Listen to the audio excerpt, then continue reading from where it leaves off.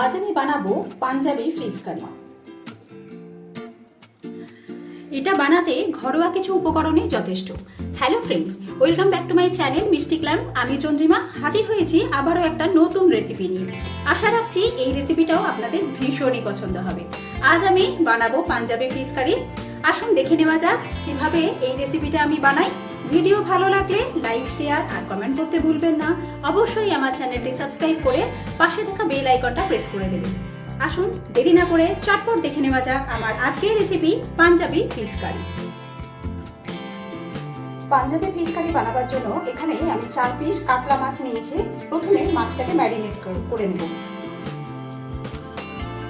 Panjabi fish curry বানাবার জন্য আমি এখানে কাতলা মাছ ব্যবহার করছি।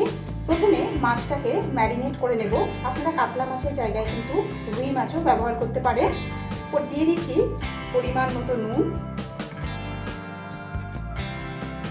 হলুদ, হাফ চামচ কাঁচা লঙ্কার পেস্ট, হাফ চামচ দিয়ে দিচ্ছি আদা রসুনের পেস্ট। এবার 2 চামচের মতো সরষের তেল দিয়ে দিলাম। সবকিছু উপকরণ মাছের গায়ে খুব ভালোভাবে মাখিয়ে নিতে হবে।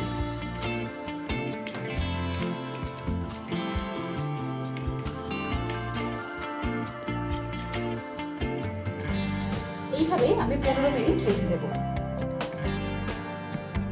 কড়ার মধ্যে দিয়ে দিচ্ছি সামান্য পরিমাণে সাদা তেল, প্রায় 2 টিস্পুনের মতো সাদা তেল আমি এখানে দিয়ে দিচ্ছি।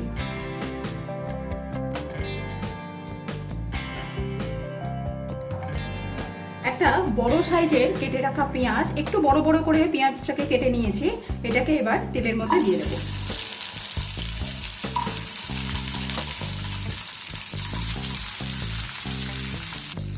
পেঁয়াজটাকে সামান্য একটুখানি ফ্রাই করে নেব।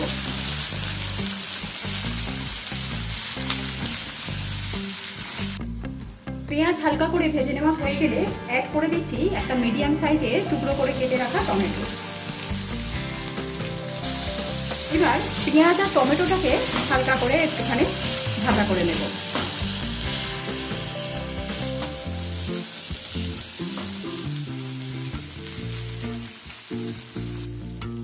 পেঁয়াজ আর টমেটোটাকে ঠিক এইভাবে ভেজে নিতে হবে, একদম হালকা করে। এবার আমি এগুলোকে একটা পাত্রে তুলে নিচ্ছি।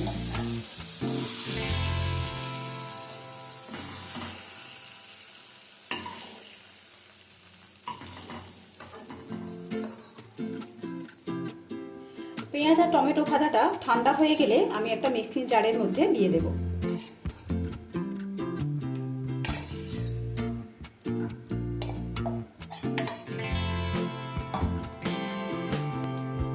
এবার এর মধ্যে 1 টিস্পুন কসুরি মেথি অ্যাড করে দিচ্ছি,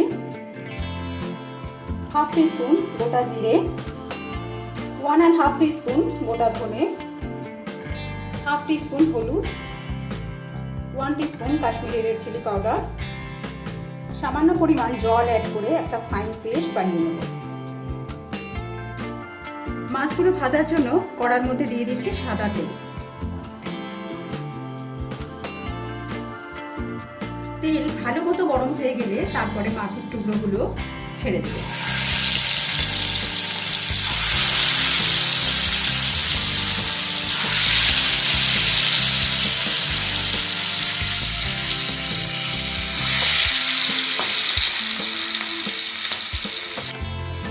এক পিঠটা একটু ভাজা হয়ে গেলে তারপরে মাছগুলোকে উল্টাবো। যেহেতু বাটা মশলা দিয়ে মানে আদা, জিরে, এক পিঠটা একটু ভাজা হয়ে গেলে তারপর মাছের টুকরোগুলোকে উল্টে দেব।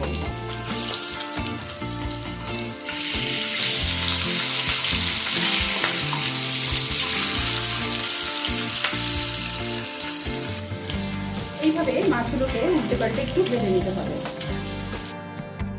সমস্ত মাছগুলোকে এইভাবে ভেজে নেওয়া হয়ে গেছে। এবার এই কড়ার মধ্যে আমি বেটে রাখা মশলাটা দিয়ে দিচ্ছি। বাটির গায়ে লেগে থাকা মশলা ধুয়ে সামান্য পরিমাণ জল অ্যাড করে দিলাম।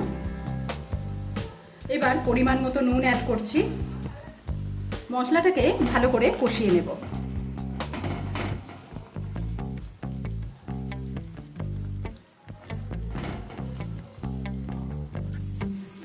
মশলা খুব ভালোভাবে কষিয়ে নেওয়া হয়ে গেছে। এবার এর মধ্যে আমি জল দিয়ে দেবো। এই রেসিপিটা একটু মাখা মাখা হয়, তাই সামান্য পরিমাণ জল অ্যাড করব। এবার এর মধ্যে আমি 5টা চিড়ে রাখা কাঁচা লঙ্কা দিয়ে দিলাম। একবার ভালোভাবে মিশিয়ে নিলাম সমস্ত কিছু। নুন যেহেতু পরিমাণ মতো দেওয়া ছিল, তাই এখন আর আমি নুন দেব না এর মধ্যে। হাফ টিস্পুন গরম মশলা অ্যাড করে দিলাম।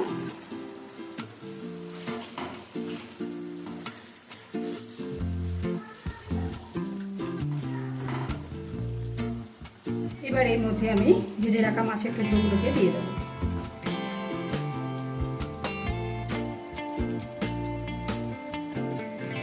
মাছ দেবার পর একদম লো ফ্লেমে এটাকে কভার দিয়ে 5 মিনিট রান্না করে নেব। মাঝখানে একবার ঢাকনা খুলে মাছগুলোকে উল্টে দিতে হবে।